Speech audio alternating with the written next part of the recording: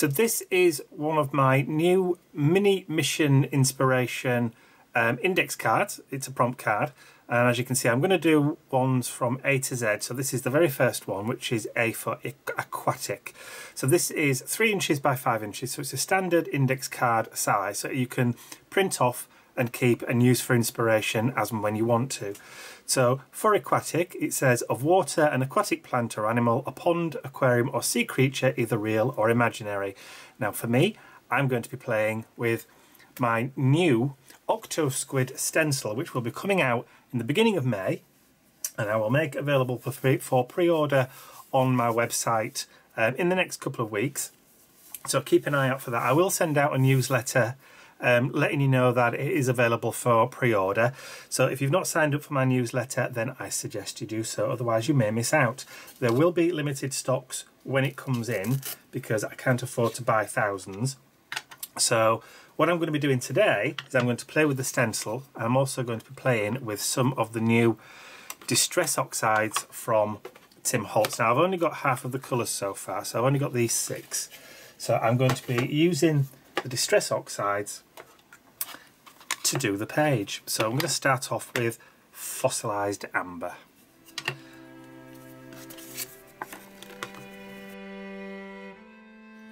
So as I've said, starting off with the Fossilised Amber Distress Oxide with a circular round, as if there's any other kind of circle, ink blending foam is what I'm trying to say. I'm not really getting my teeth in right today. So I did find after starting to put the ink through the stencil that actually it works better if you use a pouncing motion. So using that ink blending foam, using the pouncing motion on a stencil works a lot better than the usual tiny circles that we would normally do a stencil with. So that was the Fossilised Amber. So as you can see, I am storing my ink blending foams underneath my ink pads like I do with my archival ink. So this is the Wilted Violet. It is the very first time that I've used these inks, so this is why all my ink blending foams are pristine white. So Wilted Violet, doing exactly the same thing, just going around the stencil, adding the colour in random places.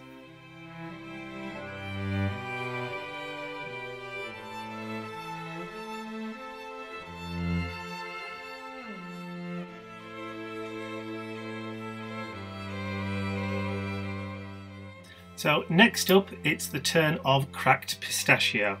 So doing exactly the same thing again, so just loading up the ink blending foam and then going around. Now because I'm using or doing it on the smaller areas of the tentacles, I'm going in just with the edge of the ink blending foam and then going back over some areas that I've already put the ink in. So just working my way around it.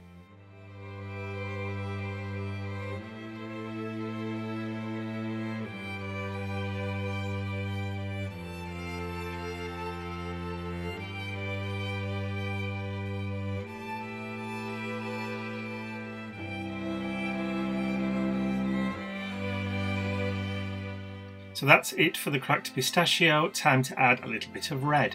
So out comes the Fired Brick. So again, I'm just going to go around adding in that red colour just in the areas that are showing through still a little bit with the black.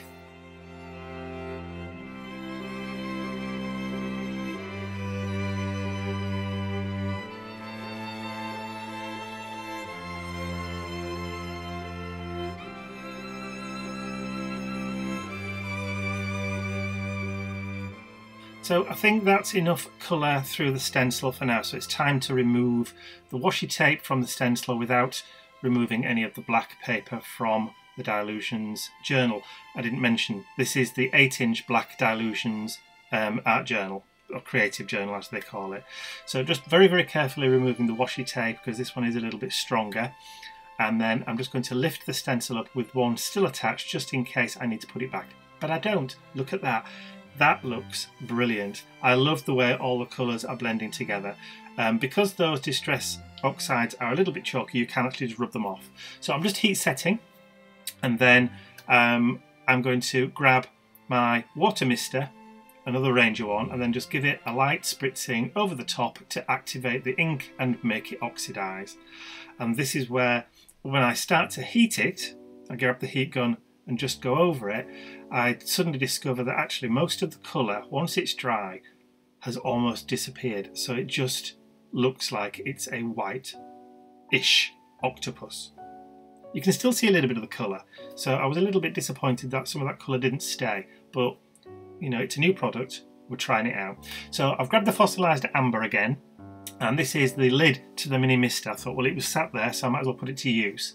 So I'm just going to create some bubbles using the different inks again. So that was fossilised amber, and I'm bringing back the wilted violet and just add some more bubbles using those colours.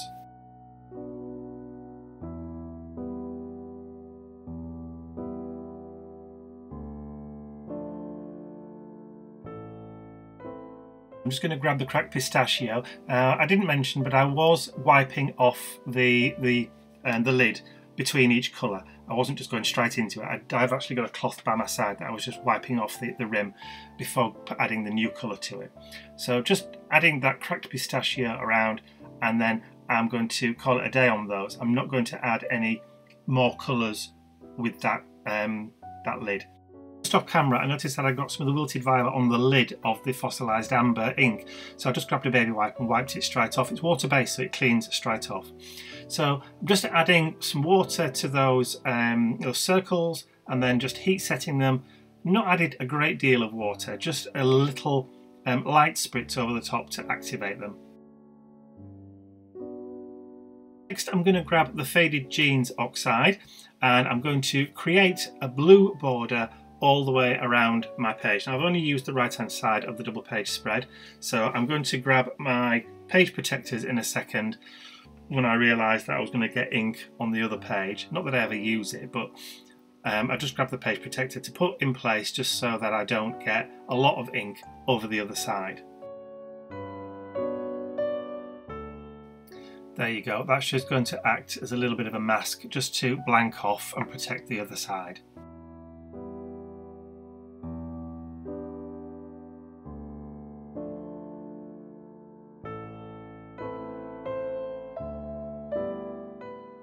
So I've gone around all the four sides with the Faded Jeans, and then I'm going to grab the fossilised amber again and go around and add some of that fossilised amber. Now I was curious to see whether or not the yellow would sit on top of the blue or whether it would blend and mix and create a green. As you can see, it doesn't really do either. You can still see the blue underneath, but it kind of goes a little bit murky. That's possibly because I'm using black paper. If you were doing this on manila or on watercolour cardstock, it may be different. Who knows? I haven't tried it yet. So again, a quick spritz with water and then grab the heat gun just to heat set it once that oxidisation process has started. So looking at the page, the yellow has almost disappeared completely, what I've just added on around the border. So I decided I was going to add a little bit of the yellow through the stencil again. So just carefully place the stencil back over my image and then add a little bit of yellow through the stencil just to add a bit more colour back into it, because I think it's gone a little bit white. So as you can see, adding the yellow over the top of the oxidised inks again has made it go a little bit murky. So not that impressed with the over application of the colours. So this is a Signo white opaque rollerball pen, and I'm just going to go around adding in some little highlights, some little catch lights on my bubbles that I've got around the page.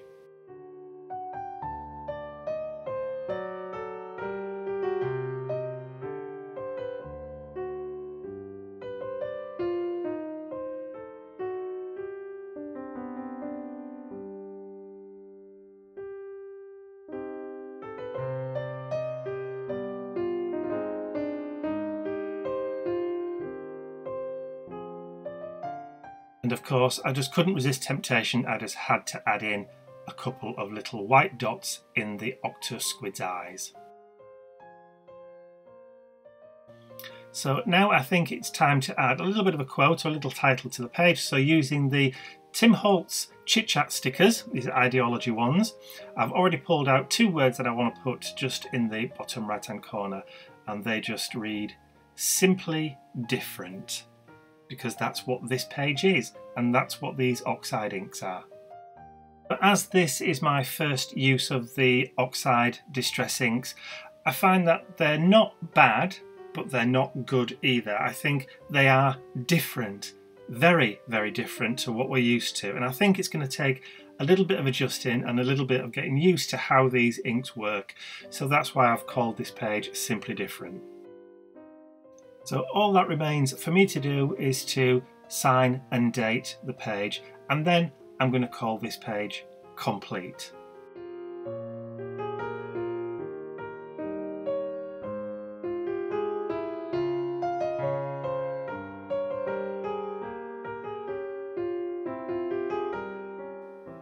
So I hope you've enjoyed watching me play with those Oxide inks properly for the first time.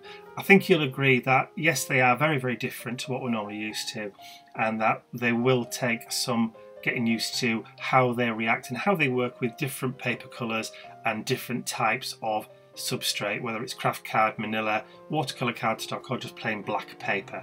So if you have enjoyed watching me play with these, please remember to give the video a thumbs up, share the video with all your friends, and if you haven't subscribed to my YouTube channel already, you can do so by clicking the button at the end of the video.